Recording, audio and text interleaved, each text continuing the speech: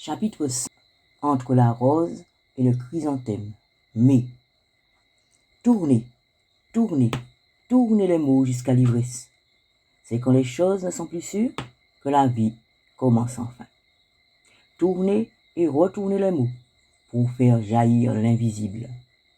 Et toute vacillante d'avoir goûté la vie, marchez, marchez dans les pas de la femme indigo. Du fond jusqu'à la surface, faire remonter les mots. Couche après couche, les mots s'empilent. Mes mots à ceux des miens ajoutés. Couche après couche, strate après strate, les mots s'entassent. Et la dernière écriture révèle tout le reste. À la croisée des chemins, des mots se disent, des mots se crient. À la croisée des chemins, des nœuds se nouent.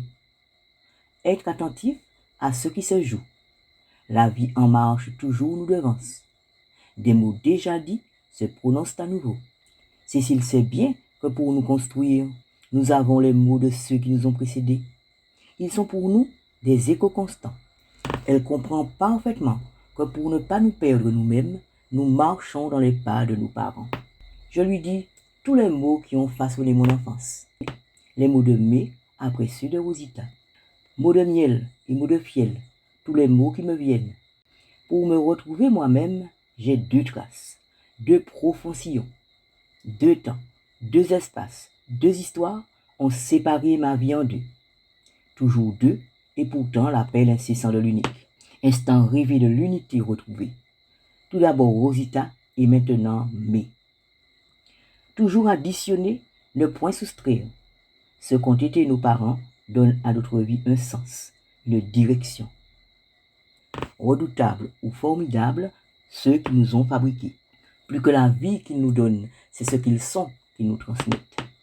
Et leurs mots sans bruit nous traversent. Ah, ma seconde maman, elle est un bout de mon histoire. Pour ceux qui n'entrent guère au fond des choses, ceux qui demeurent dans des affaires de race et de classe, mais est une Chabine Calazaza, peau claire et longs cheveux crépus, qui mène tambour battant son petit univers. On la reconnaît au chignon qu'elle porte planté au milieu de son crâne. C'est une sorte de mirador duquel vous êtes vu, entendu, pesé et sous-pesé. Il vaut mieux donc ne pas chercher à soutenir son regard. Chabine, mais fusillé du regard quiconque osait l'appeler ainsi. C'est qu'à l'origine, on employait ce mot pour désigner des animaux issus du croisement d'un bélier et d'une chèvre. Aujourd'hui, chabines et chabins traînent derrière eux tout un tralala. À ce qu'on dit, chabins et chabines sont des hommes et des femmes qui ont du caractère. Pourtant, ce n'était assurément ni sa peau claire, ni ses longs cheveux crépus qui avaient déterminé le tempérament de la fille de Léonie. C'était de son histoire qu'elle tenait la manière et l'art de mener tambour battant toutes ses affaires. Si elle savait parfaitement ce que les choses devaient être, c'était parce qu'elle avait, elle aussi, dû lutter pour trouver sa place. Et, de bataille en bataille, elle s'était forgé sa propre vision du monde. Elle était fermement convaincue de posséder sur les choses et sur les gens un grand pouvoir. Elle était persuadée qu'elle pouvait agir à sa guise afin d'obtenir ce qu'elle souhaitait étant à ses yeux, bien évidemment, le meilleur. Tout ce qui lui semblait aller de travers, elle s'autorisait à le remettre sans attendre à l'endroit. Aucune résistance, aucune contestation n'était de son point de vue possible. Et comme le maître au sein du temple, elle affirmait à la fin de chacune de ses déclarations « J'ai dit ». Mais n'était réellement heureuse que quand son univers débordait de ses transformations. S'opposer à elle, c'était donc entrer dans une aventure très périlleuse. La vie parfois nous devance, quelquefois même elle nous échappe. Pour comprendre le présent, remonter le fil de l'histoire de nos parents. Jusqu'à l'âge de 12 ans, la petite May avait vécu bien au chaud aux côtés de Léonie, sa mère. Léonie était une couturière qui n'avait que l'ambition de choyer sa seule enfant, de l'envelopper de son affection. Souvent, il me racontait ses colliers avec sa maman à la rue des Amours à Fort-de-France, dans leur petite maison située à côté d'un cinéma de quartier. Elle me parlait de ses jeux avec ses amis au milieu de la rue, un parent jetant un œil sur tous les enfants. Et ses yeux pétillaient lorsqu'elle évoquait les robes splendides que Léonie lui cousait. Jolie tenue à plis, fine nervure et large berthe qui faisaient bavir ses camarades. Léonie l'élevait comme une vraie princesse. Et leur bonheur n'était assurément pas d'être riche. Tout tournait rond en rond à cette époque-là pour Léonie et May. Il y avait aussi l'habitation La Capoule à Saint-Joseph, où May gambadait libre en compagnie de ses cousines et de ses cousins. Là, c'était un foisonnement de tourterelles, de merles siffleurs, de becs crochus, de dos rouges ou de pattes jaunes. Et bien d'autres volatiles encore. On les guettait dans le ciel, on imitait leurs cris. On avait aussi pour compagnons un peuplement de petits animaux, des sauterelles, des libellules, des grenouilles, une faune et une flore aussi belles qu'abondantes. C'était vraiment la fête de Dame Nature à l'habitation La Capoule. Mais m'avait décrit tous ces jeux, les parties de pêche aux écrevisses et les passionnantes chasses aux merles. On fabriquait des pièges avec la colle du fouillapin. Chaque oiseau pris piaillait pour avertir les siens, mais on lui clouait aussitôt le bec et le stratagème recommençait jusqu'à ce qu'on ait assez de merles pour un rôtissage secret dans un coin de l'habitation, bien loin des yeux indiscrets des grandes personnes. On voulait des allumettes, du charbon et du sel. Les grandes personnes faisaient mine de ne rien voir. Mais m'avait raconté aussi comment on attrapait les lézards avec des feuilles de cocotier. Les combats d'Anoli dont le jabot se gonflait de colère et les enterrements de papillons. Souvent l'enfance est cruelle, d'une innocente cruauté. Peut-être est-ce une façon d'avoir un peu de pouvoir sur les choses. Il y avait également la rivière de son enfance, la rivière blanche et son eau capricieuse. En temps normal, elle descendait en chantant clair comme du cristal. On s'offrait alors des bains dans ces grands bassins, bien à l'abri sous une touffe de bambou vert. On organisait des concours de plongeon en grimpant sur les énormes rochers qui bordaient la rivière, des rochers recouverts de mousse aussi glissants que s'ils avaient été savonnés. C'était à celui ou à celle qui réaliserait le saut le plus périlleux, de grands tchouboums dans l'eau glacée de la rivière. La jeunesse est intrépide. Parmi les activités plus tranquilles, en bonne place, on trouvait la pêche aux écrevisses. Sous les roches, au milieu de l'eau chantante de la rivière, se cachaient des boucs et des habitants aux longues pinces, qui finissaient dans les casseroles loin des regards des grandes personnes, naturellement.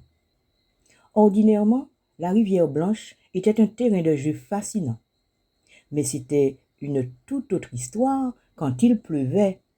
Lorsque la pluie tombait, déjà à verse dans la forêt, il faisait encore sec dans la plaine.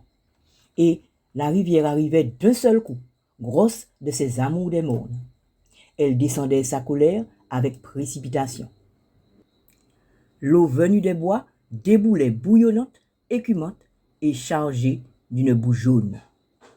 On l'entendait venir de loin, dans un grondement sourd. C'était le signal qu'il fallait déguerpir de son lit. Il fallait se montrer très prudent. Cependant, tout près de la berge, ignorant le danger, la fille de Léonie aimait à contempler l'eau qui descendait à toute vitesse, chargée de troncs et de branchages pendant la saison d'hivernage.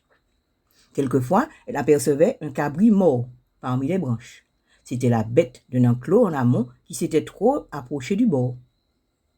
Il y avait aussi toutes sortes d'objets qui descendaient à toute vitesse. Comme c'était captivant de regarder la rivière chamailler tout ce qu'elle trouvait sur son passage. Un jour, la fille de Léonie avait évité de justesse la noyade grâce à la célérité d'un de ses cousins, un certain Ulysse, un grand échalas qui s'était perché sur une branche ployant au-dessus de la rivière. In extremis, il l'avait attrapé par une aile et posé sur la rive. Des expériences vécues dans l'enfance en tirent parfois des façons de vivre, un tempérament. Si May prétendait exercer son pouvoir sur les choses et les gens, si elle montrait une volonté d'acier pour ce qui était de réaliser ses passions, c'était peut-être parce qu'elle avait eu l'occasion de lutter contre l'eau déchaînée de la rivière blanche. Lorsqu'on a échappé à une nature en furie, que n'est-on pas capable de faire? Mais l'eau tumultueuse de la rivière devait se révéler aussi au fil des jours une image parfaite de la vie de May, les années défilant étant aussi agitées que son eau impétueuse et provoquant bien des tourments. Tout était pour le mieux dans le meilleur des mondes pour May, jusqu'à ses 12 ans. Tant qu'elle vivait aux côtés de sa maman, c'était pour elle la distillation d'un pur bonheur. Ce que Léonie disait, pensait ou faisait était en lien avec sa fille. Mais la maman était un jour tombée très malade. Et le parfait duo avait dû se séparer. Une douleur indicible avait alors saisi et la mère et l'enfant. Léonie avait atterri dans un hôpital de l'archipel guadeloupéen où l'on soignait les douleurs de l'âme. Le père de May, un professeur qui habitait une belle maison à 2 étages au Terre-Saint-Ville, l'avait accueilli chez lui. Vivre dans la maison de son père n'était pas un plaisir pour la fille de Léonie, car sa belle-mère diffusait à petite dose le venin d'une jalousie tenace, en pourrissant son existence. C'est qu'être la femme d'un directeur d'école avait pour elle tous les charmes possibles, et elle n'était pas prête à renoncer à ce rôle. Qui le lui demandait, d'ailleurs? Là où était Léonie, comment pouvait-elle songer à lui prendre sa place? Néanmoins, le visage de la fille de Léonie, ses yeux surtout, lui rappelait que son époux en avait aimé une autre, et que peut-être même il l'aimait encore. La fille de l'autre en plein mi-temps de son univers, elle ne pouvait le supporter. Devant son époux donc, ne rien dire, ne rien faire, qui puisse révéler son animosité. Rien ne devait transparaître. La marâtre jouait même les mamans attentionnées. Mais en l'absence de son époux, c'était une toute autre affaire. Dans l'ombre, elle savait à la perfection trouver ce qui humilie et qui blesse. Combien d'affronts et de petites persécutions la fille de Léonie avait-elle enduré? Comme les enfants ne sont pas de taille à lutter avec les grandes personnes, la marâtre en profitait. Mais ne se rebellait jamais. Elle ne respirait qu'à demi dans la maison de son père. Il s'agissait de ne pas convoquer les mesquineries et les détestations de sa belle-mère. Mais ce n'était pas pour autant qu'elle acceptait le traitement qui lui était réservé. Sourire au dehors, colère au dedans, ça lui avait forgé un sacré caractère. Considérer l'autre, certaine que ses manigances apparaîtraient immanquablement au grand jour. Ne jamais faire tourner soi-même la roue de la vengeance. Attendre, tout simplement. Pourquoi engager un combat en terrain découvert avec ses ennemis? Les choses un jour reprennent naturellement leur place. C'est ainsi que fonctionnent les lois de l'univers. Après chaque humiliation, la jeune fille répétait en son fort intérieur cette maxime. Si quelqu'un t'a offensé, ne cherche pas à te venger. Assieds-toi au bord de la rivière et bientôt, tu verras passer son cadavre. De là s'était forgée sa grande ténacité. C'était de Léonie, sa mère, qu'elle tenait cette philosophie. Elle y croyait dur comme fer, et j'ai moi-même bénéficié à mon heure de ce précieux enseignement. Pour May, le véritable enjeu était ailleurs. Il lui fallait accepter le fait que son père avait délaissé sa mère, mais que malgré tout, il était un homme qui avait des règles et des principes. Poussant la loyauté au plus haut degré, il était allé, par exemple, jusqu'à élever le fils d'un de ses camarades à sa place. C'était un notable médecin de sa profession qui ne voulait pas que la vie qu'il avait menée avant d'être établi lui fasse de l'ombre. Aussi lui avait-il demandé de s'occuper de l'enfant qu'il avait eu avant son mariage, puisque le garçon livré à lui-même dans la commune du Vauclin était en train de mal tourner. Le père de Mai l'avait donc élevé comme son fils, ce qui avait radicalement changé le destin de celui-ci. Après de brillantes études, le jeune homme avait ouvert un cabinet de dentiste dans la région parisienne et avait fondé sa petite famille. Néanmoins, il avait cherché toute sa vie à attirer l'attention de son père en lui montrant quel monsieur il était devenu. Ça avait malheureusement tourné à une folie de grandeur qui lui avait causé bien des ennuis. N'ayant jamais pu obtenir le sésame d'une reconnaissance de son père, il avait fini par en sauter la vie. Sa belle réussite sociale n'était pas parvenue à apaiser son mal-être. Appartenir à une famille, mais savait bien, ne serait-ce qu'avec ce funeste exemple, que c'est une chose très importante. Son père l'avait élevé selon ses règles et ses principes, et elle avait appris que même si l'on a commis des erreurs, on ne doit pas les faire peser sur les autres. Rien n'est ni tout noir, ni tout blanc. Alors elle tentait de s'accommoder avec la complexité de son histoire. Mais elle avait suivi la même voie que son père. La jeune fille avait obtenu son brevet supérieur, un diplôme qui permettait à l'époque de devenir institutrice. Elle avait commencé sa carrière dans la commune des Anses d'Arly en 1940, au début de la Deuxième Guerre mondiale donc. En ce temps-là, on avait la charge de classe d'une 50aine d'élèves et on faisait ce qu'on pouvait, du mieux que l'on pouvait. Aucun parent ne venait se plaindre ni du programme, ni des pratiques des enseignants. Ils étaient trop heureux que leurs enfants bénéficient d'une instruction. Et les élèves écoutaient religieusement leur maître. Ils s'imprégnaient de tous leurs faits, de tous leurs gestes. Ils apprenaient des rudiments de lecture, de calcul, de grammaire, d'orthographe, d'histoire et de géographie. On connaissait les noms des chefs-lieux français mieux que ceux des communes de la Martinique. C'était une autre époque. Ce qui est sûr, c'est que même en cette période troublée, tous les petits Arlésiens aimaient à venir à leur école.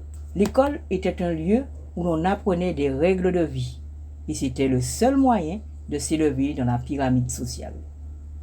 Aujourd'hui, il n'est plus question de s'inspirer des maîtres. Plus grande est la capacité de contester, voire de contredire les aînés, plus on se croit avisé. Qu'apprend-on vraiment aujourd'hui, puisqu'on a un avis sur tout avant même de savoir penser? On voit clairement maintenant où vont les génies d'aujourd'hui. Les élèves de mai écrivaient sur des carreaux d'argile rouge qu'elles se procuraient à la poterie des Trois-Îlets. Peu de cahiers et de livres ornaient les étagères de sa classe. Les enfants copiaient et recopiaient les pensées des grands auteurs jusqu'à ce qu'ils puissent, des années plus tard, forger les leurs. Tous les matins, Mai expliquait le travail du jour aux écoliers les plus appliqués. Et puis la marmaille était répartie dans plusieurs groupes, les plus grands aidant les plus petits et les moins forts. Ainsi, des liens d'entraide et une saine émulation étaient créés. Discipline était un maître mot dans la classe de Mai. Elle ne plaisantait pas avec le respect que l'on devait aux aînés. Mais ce n'était pas pour autant l'armée. Pendant les leçons et les exercices, un grand calme régnait sur le petit monde, et le savoir était au milieu, chacun pouvant en attraper un bout selon ses désirs et ses moyens. Tous les élèves faisaient de leur mieux, certains que l'école était pour eux une chance. Après l'école communale, bien heureux d'avoir obtenu son certificat d'études, on se trouvait un travail. Seul le plus doué avait le bonheur d'être choisi pour le grand lycée à Fort-de-France. Et celui-là finissait le plus souvent fonctionnaire de l'administration publique avec l'assurance d'un salaire qui lui permettait d'avoir une vie pleine et honnête. Cependant, avec l'arrivée de l'amiral Robert, les choses avaient été subitement très compliquées pour Mai. Le haut fonctionnaire avait débarqué en Martinique dès 1939 et il avait peu à peu appliqué dans l'île toutes les directives du régime vichiste. Entre 1940 et 1941, plusieurs institutrices avaient été relevées de leurs fonctions. Aimé avait été du lot.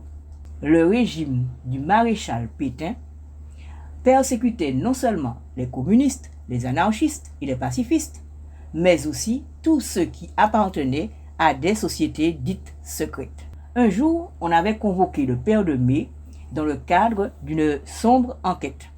Et en partant de la maison, il avait laissé entendre qu'il se pourrait qu'il ne revienne pas. Toute sa famille avait été très inquiète jusqu'à son retour, heureusement. Dès lors, il se montrait très prudent quant aux manifestations de son opposition au régime. Lorsque les défilés des jeunes Martiniquais passaient devant sa porte en chantant leur admiration pour le maréchal Pétain, il se contentait de secouer la tête pour dire qu'il était contre cette propagande. Et aucun membre de sa famille ne parcourait les rues de la capitale, une fleur au chapeau, à la bouche une chanson. Ce n'est qu'en 1942 que Mai avait retrouvé son poste. Cette année-là avait été une année faste pour Mai, puisqu'elle avait épousé Alcide. Elle avait connu le jeune homme aux Anses d'Arlé. Il était l'un des instituteurs de l'école où elle exerçait. Dès 1939, Alcide était sorti major de sa promotion à l'école normale. Il avait la réputation d'être un crack en mathématiques. Aucun problème ne lui résistait. À leur première rencontre, Mai et Alcide avaient échangé quelques mots sur la pluie et le beau temps. Alcide était un homme qui avait de l'allure. Il était de taille moyenne, plutôt mince, et arborait toujours un costume beige ou gris très soigné. Et lorsqu'il parlait, c'était toujours avec un grand calme. Il faisait très peu de gestes. C'était surtout son sourire qui avait plu à Mai, un sourire qui semblait se moquer du monde. Mai avait découvert qu'Alcide aimait les enfants. C'était un élément qui, à ses yeux, faisait à l'homme un charme irrésistible. Aussi l'institutrice avait accepté de bon cœur qu'Alcide multiplie ses visites. Elle l'invitait souvent à jouer à la belote autour d'un rôtissage, en compagnie de quelques collègues triés sur le volet. Chaque fois, c'étaient des parties qui se terminaient tard dans la nuit, émaillées de sacro-saintes discussions sur la façon la plus efficace de dispenser le savoir. Alors, l'amour que Mai éprouvait pour Alcide n'avait plus voulu la quitter. Elle avait pendant un temps essayé de lutter contre ses sentiments. Mais nuit et jour, Alcide était dans ses pensées. Le corps de l'homme, ses muscles qu'il déployait avec aisance, la douceur de sa voix, causaient en elle un grand témoin. L'institutrice était subjuguée par les exploits d'Alcide qui parvenaient jusqu'à elle. Le bourg entier parlait des mises au point de l'instituteur face à certains parents mal éclairés qui confondaient éducation et humiliation. Pour bien des gens, Alcide était le nom d'un grand gourou et Mai faisait partie de ses admiratrices les plus ferventes. Il faut dire qu'Alcide n'était pas moins troublé par Mai. Un matin, le jeune homme avait décidé de prendre son destin en main. Comme Mai avait quitté la pension où elle avait élu domicile à son arrivée pour s'installer dans une petite maison dans la campagne, serrée au fond d'une cuvette, c'est là qu'Alcide s'était rendu. C'était un petit coin de paradis que Mai regagnait volontiers après une journée d'école. Derrière la maison, le clapotis d'une petite rivière lui rappelait celle de son enfance. Et pour se délasser, elle prenait plaisir à se baigner dans son eau glacée. Alcide s'était mis en route dès l'aurore afin d'apprécier le réveil progressif de la campagne. Un soleil timide réchauffait la nature. Les grenouilles chantaient encore dans l'herbe mouillée de rosée. L'odeur de l'herbe qu'il foulait montait à ses narines et l'enivrait. Dès que Mai avait vu se dessiner la silhouette d'Alcide au haut du morne, elle savait déjà ce qui allait se passer. La demoiselle avait fait mine d'être étonnée de l'heure matinale à laquelle le jeune homme lui rendait visite.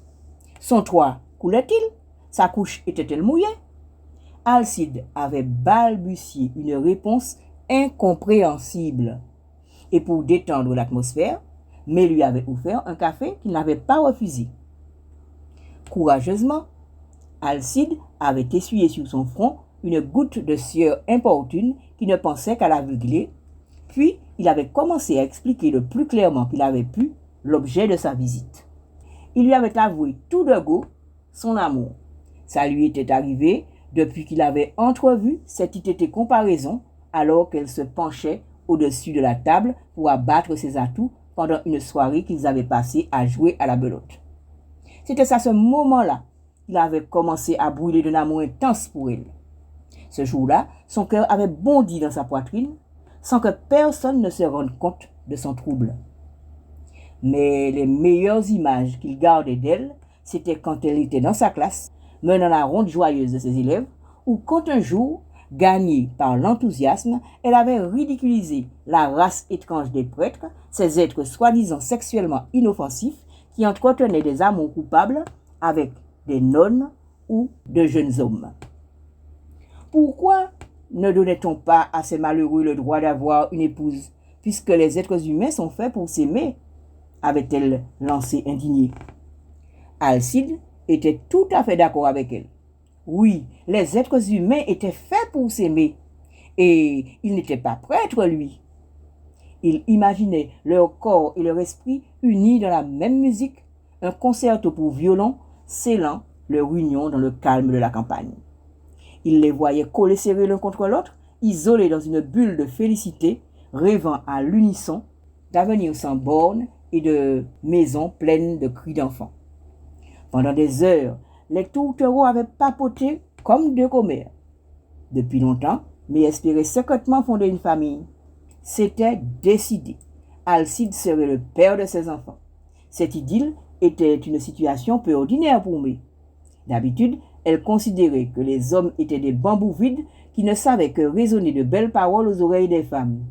Tous sans exception, des pantins ridicules qui s'agitaient en grimaçant, fiers de leur savoir couillonner.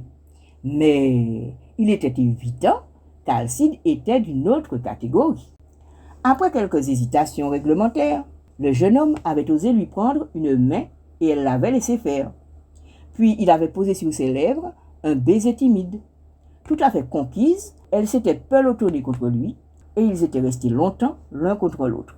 Et puis, il l'avait portée jusqu'au grand lit à colonnes. Après avoir dénoué son paréo, il s'était mis à redessiner délicatement les courbes de son corps. Tout allait à merveille. Alors il s'était encore enhardi. Emporté dans les tourbillons du désir, il l'avait couverte de baisers brûlants, avait bu goulûment à la source de ses seins, avait laissé glisser ses mains sur son ventre, avait caressé doucement la mande fraîche de son sexe. Déesse des eaux, elle s'était alors laissée dériver dans les méandres du bonheur. Sous les caresses d'Alcide, son corps était devenu tout entier les vagues de la mer, l'eau turbulente de la rivière. Le petit déjeuner s'était éternisé. Mais ils avaient dû tout de même se quitter pour mieux se retrouver. Pour aucun de leurs amis communs, leur idylle n'était un secret. Un jour, l'institutrice avait reçu cette curieuse missive. « Mais, quand tu es loin de moi, les courbes de ton corps deviennent les lignes de fuite d'un grand tableau sans ciel. Tac, pitac, pitac, tac, c'est le rythme obligé de mon cœur. Dans le silence de ton absence, il est des mots magiques qui me raccrochent à mes rêves, atténuent la présence d'une réalité trop vive. Rêve d'une femme double de moi-même, rêve d'une seconde peau pour assurer tous mes rôles. Profondeur de tes yeux, révolte de tes seins, grand détaché de tes jambes, rire et paroles volées, lourd métal de ta féminité vaporisée. Conscience multipliée de moi-même pour fuir la solitude du corps, la vacance de l'esprit. Les mots sont de grands leurres pendant le temps d'absence, s'enfermer dans l'espace des mots clos comme un ventre de femme. Absence de toi, écho du gouffre qui m'habite. Rappeler les êtres avec les mots qui leurrent jusqu'à ce que s'installe le silence des présences. Car rien n'est plus vivifiant que la certitude d'une coexistence. Peut-être qu'un jour, ta main restera dans la mienne, dans la fureur d'une apocalypse biblique. Signé Alcide. Le jour des fiançailles fut rapidement fixé. Tous les collègues avaient été invités. Personne ne pouvait plus envisager Alcide sans Mai et Mai sans Alcide. Il ne faisait plus qu'un, c'était l'accord parfait.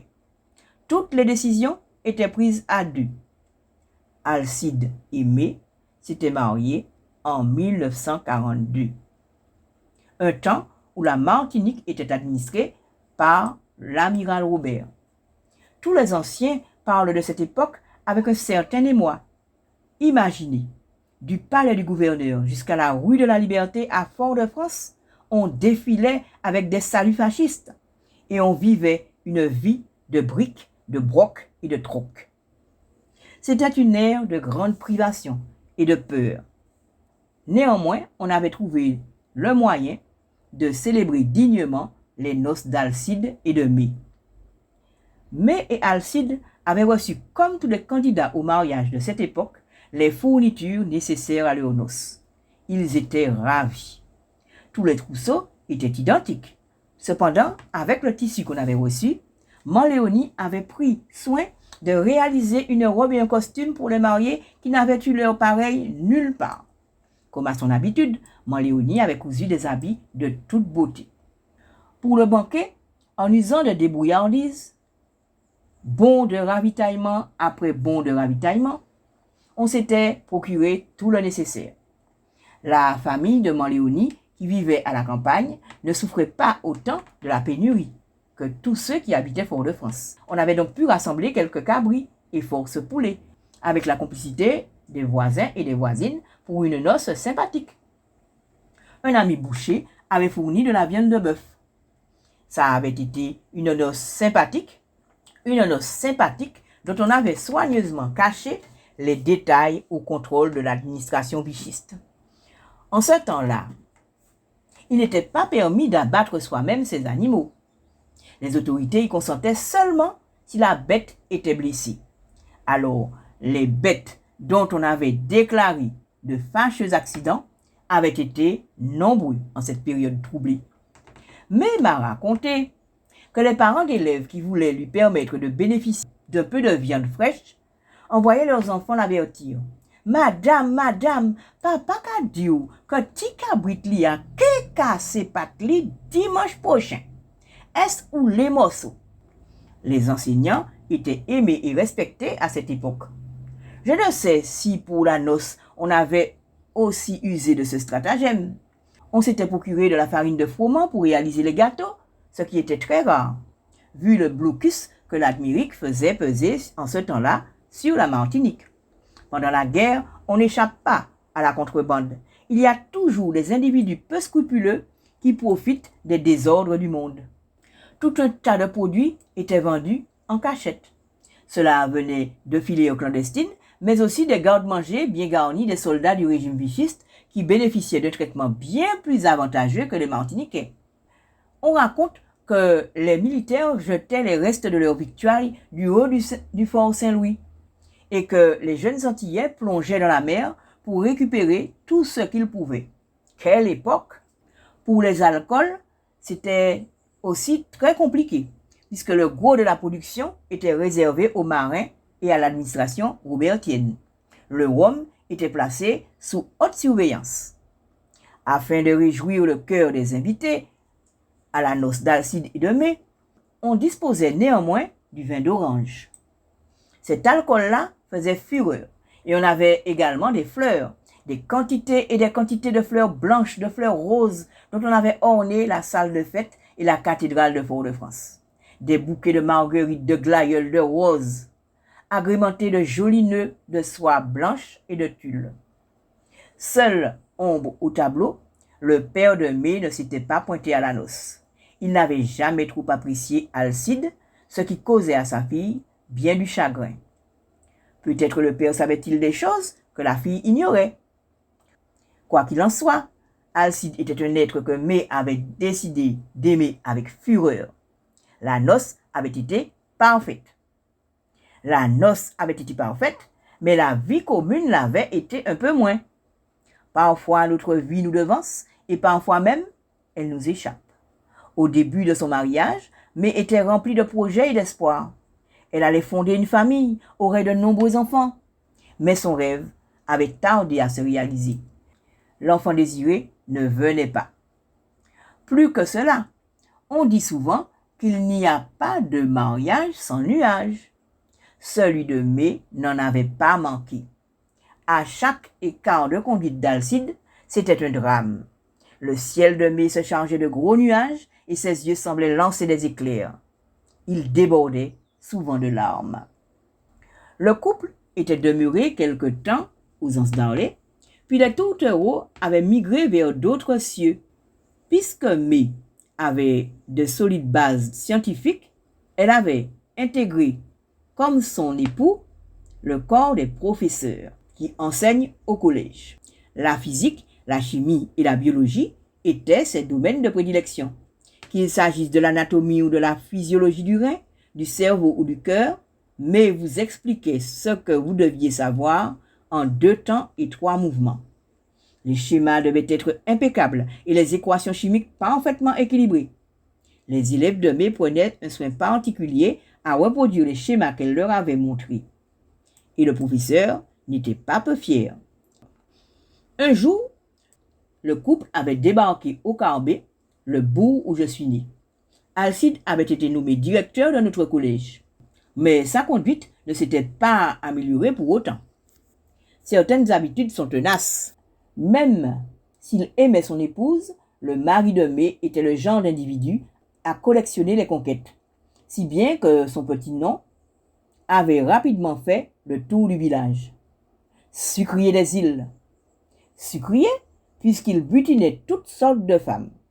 On l'appelait aussi sucrier parce qu'il hantait tous les débits de boissons du Carbet. Sucrier des îles, assurément, c'était une appellation qui ne faisait plaisir ni à son épouse, ni à la famille de celle-ci. On comprend donc que si le père de May n'avait pas vu de bon œil le mariage de sa fille avec Alcide, il avait pour cela de bonnes raisons, des raisons que May avait la douleur de découvrir au fil des jours. Au Carbet, les secrets d'alcôve des notables étaient le centre de toutes les préoccupations. Aussi les récits croustillants des escapades d'Alcide se chuchotait-il la bouche sous le bras. Et on n'épargnait pas sa femme. Au Carbet, comme dans tous les petits bourgs, c'était une seconde nature que de maudire son prochain, de préférence dans son salon, avec des phrases distinguées et des sourires mielleux. D'ailleurs, plus les phrases étaient distinguées, plus les sourires étaient entendus et plus acides étaient les commentaires. Qui ne connaît pas l'esprit petit bourg ne peut comprendre le rôle essentiel qui tiennent les ragots en tout genre. Médire a toujours été et sera toujours un rituel qui témoigne de la vitalité des petites communes. Parmi celles et ceux qui aimaient à bavasser sur leurs voisins, Cécilia et Julicia tenaient le haut du pavé. Cécilia et Julicia, 2 citoyennes de bonne volonté, sacristines de leur état, expédiaient régulièrement des télégrammes de haine dans tout le bourg du Carbet. Cécilia et Julicia participaient consciencieusement à cette sorte de cohésion sociale. Un fait qui se produisait le matin, en toute discrétion, à une extrémité du village, était par miracle porté à la connaissance de tous ceux qui habitaient à l'autre extrémité du Carbet. Et sur le dossier Alcide, les bougresses étaient particulièrement documentées. Elles savaient parfaitement quel individu était le directeur du collège, mais les détestaient. Néanmoins, elles ne laissaient jamais rien paraître, ni de ce qu'elles ressentaient, ni de ce qu'elles pensaient lorsqu'elles les rencontraient. Avec le plus harmonieux des sourires, elles prenaient le temps de les saluer, de leur demander de leurs nouvelles, s'inquiétant des moindres détails. Néanmoins, pour ne pas alimenter leur petit fonds de commérage, et pour se sauver elles-mêmes, elles s'appliquaient à plier à sa volonté les choses et les êtres. Mais plier les choses et les êtres à sa volonté, hormis son délicieux époux, évidemment. Paix nous dedans et sourire au dehors, la femme du directeur continuait sa vie comme si son mari était le meilleur des hommes. Paix nous dedans et sourire au dehors, la femme du directeur continuait sa vie comme si son époux était le meilleur des hommes. c'est que malgré ses frasques, elle aimait sincèrement son mari et ne voulait retenir que ses bons côtés. Afin de se protéger des ardeurs de Cécilia et de Julicia, mais avait un bouclier imparable, sa foi, sans être un rave d'église, mais accordait à Dieu une bonne place dans sa vie. La femme du directeur assistait tous les dimanches à l'office, communiait régulièrement et donnait aux pauvres sans le crier sur les toits. À Pâques, lorsque les fidèles se réunissaient sur le parvis de l'église pour le grand feu du cierge pascal, elle était aux premières loges, accrochée au bras d'Alcide, comme elle l'avait été pour recevoir sa petite croix sur le front le jour de la messe des cendres. Une pénitence avant la rédemption en quelque sorte, avec le concours du bon Dieu, mais accordait ainsi à son mari, à l'occasion de la résurrection du Christ, des pardons à répétition. Le couple pouvait donc offrir au monde l'image d'une union parfaite. Les voir ainsi en harmonie sous le regard de Dieu en personne calmer les langues dans les bouches. Même Julicia et Cécilia faisaient relâche. Aimé profitait pleinement de ces petites éclaircies. Afin de détourner l'attention des Carbétiens de ces déboires conjugaux, mais avec des stratégies bien à elle. Elle s'adonnait par exemple à de curieuses expériences. De temps en temps, on voyait des éclosions de poussins bleus et roses qui suivaient les mères poules dans sa cour. L'apprentie sorcière introduisait en effet un colorant dans ses œufs et les plaçait dans une couveuse de sa fabrication, attendant que s'opère lentement la petite transformation. Aux côtés des poules et de leurs curieux poussins, elle avait aussi des animaux peu communs au Carbet, des pintades, un paon, des poules chinoises au plumage extravagant. Les petites poules avaient des plumes aux pattes qui leur faisaient de jolis pantalons.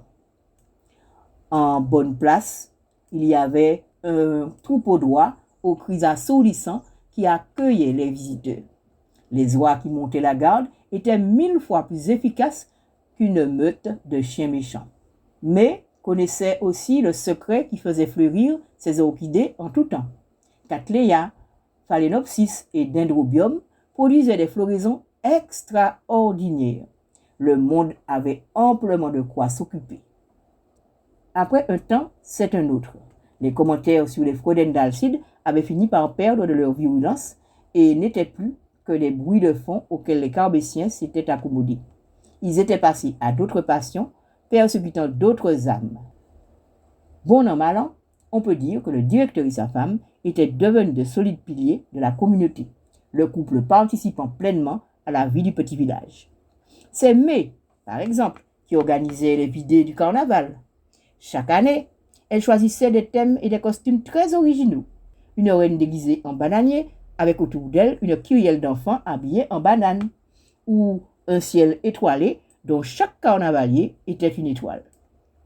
Ce qui subjuguait les Carbétiens, c'était la précision des détails. May et Alcide avaient longtemps observé le ciel du Carbet pendant des nuits sans nuages. Toutes les couturières du village se mettaient à la tâche. Elles étaient à pied d'œuvre afin que les défilés carnavalesques soient pour chacun une réussite. En fin d'année, les élèves du collège présentaient un joli spectacle. Ils chantaient, dansaient, récitaient des poèmes. Les scénettes ravissaient tous les parents, mais veillaient à ce que les Carbétiens y reconnaissent des situations ou des personnes qui avaient marqué l'année. Inutile de dire que Julicia et Cécilia avaient eu leur traitement de faveur.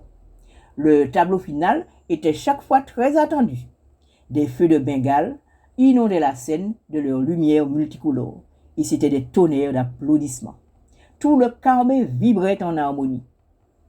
Je ne veux même pas évoquer les sorties organisées par le directeur du collège et sa femme. Les élèves étaient conviés en fin d'année à des journées récréatives sur les plages du sud de la Martinique. On était bien loin des sorties pédagogiques réglementaires. Il s'agissait plutôt de faire corps, de créer une symbiose entre les Carbétiens. De longues processions de petits bus partaient du village au Cap Chevalier, à la Pointe-Marin ou aux Salines, emportant dans leur sillage un tourbillon de chants et de charades. C'était la fête. C'est vrai qu'au Carbet, il y a de magnifiques plages de sable noir, où les marins pêcheurs roulent leurs canots et font sécher leurs filets. mais le sable blond et la mer de cristal des plages du sud paraissaient tellement plus séduisants. On avait l'impression de partir à l'aventure dans un pays lointain. Restait, tout de même, un petit souci à la femme du directeur. Aucun enfant ne lui venait. Rire au dehors, pleurer au dedans. Aucune descendance à qui raconter ces histoires de maman de l'eau et de compère lapin. Descendance, c'était un tout petit qui marchait à quatre pattes dans ses rêves. C'était un tout petit qu'elle aurait aimé voir grandir et adoucir ses heures à elle, son enfant, sa chair, qu'elle aurait vu s'épanouir et continuer pour elle le chemin de la vie. Marcher, marcher, marcher toujours. De ce tout petit-là, elle aurait été, s'il le fallait, et le père et la mère. Descendance, un mot grand comme un vaisseau à trois ponts pour des voyages centenaires. Mais elle ne pouvait en prononcer pour elle-même aucune syllabe. D'année en année, à force de carnaval, de spectacles et de sorties à la plage, s'était installée entre le couple d'enseignants et une grande partie des Carbésiens une estime mutuelle, voire même pour certains une réelle amitié. Après tout, personne n'est parfait. Comme ils se sentaient à leur aise au Carbet, le directeur et sa femme s'étaient même mis à prospecter pour trouver un joli terrain où bâtir leur propre maison, celle qu'ils occupaient n'étant qu'une location. Pour beaucoup d'enseignants, devenir propriétaires de leur habitation est le signe d'une réussite qu'ils sont fiers de montrer au monde. Alcide Aimé était aux anges. De la vie de May, je comprends toutes les ambiguïtés. Comme elle aimait à le dire, rien n'est ni tout blanc, ni tout noir. Et il nous faut tenter de vivre malgré tout. Tous les colosses ont leur pied d'argile. Et aussi solide que je percevais ma seconde maman, il était indéniable que sa vie n'avait pas été un long fleuve tranquille. Ce qui avait non seulement forgé son caractère, mais induit certaines de ses décisions et de ses manières d'agir. Comment comprendre ce que je suis sans la trace des mots anciens, les mots qui disent eux-mêmes ce qu'ils sont? Génération après génération, les mots s'entassent, une montagne de mots gonfle, des mots restés au-dedans de la gorge jusqu'à la suffocation, une montagne de mots gonfle jusqu'à l'explosion, apesanteur de mots qui pleuvent comme la manne dans le désert. Et les nouveaux venus sont nourris par les mots tombés du ciel. Sans qu'ils le sachent, les mots d'autrefois les traversent, les bercent. C'est que toujours notre vie nous devance et trace pour nous de profonds sillons. Poursuivre l'œuvre où qu'elle aille. En un perpétuel dedans-dehors, l'œuvre avance. L'œuvre allonge ses racines qui se nourrissent et de l'air, et de l'eau, et du feu, et de la terre. Du fond jusqu'à la surface, faire remonter les mots. Couche après couche, les mots s'empilent. Mes mots à la parole des miens ajoutés. Couche après couche, strate après strate, les mots s'empilent. Et la dernière écriture révèle tout le reste. À la croisée des chemins, des mots se disent, des mots se crient. À la croisée des chemins, des nœuds se nouent et se dénouent. Être attentif à ce qui se joue. La vie en marche quelquefois nous devance. Des mots déjà dits se prononcent à nouveau. Un enchevêtrement de mots sur ma page. La dernière écriture révélant tout le reste. Hisser les mots sur leurs échasses. Les mots vertigineux qui provoquent de grandes ivresses. C'est quand les choses ne sont plus sûres que la vie enfin commence.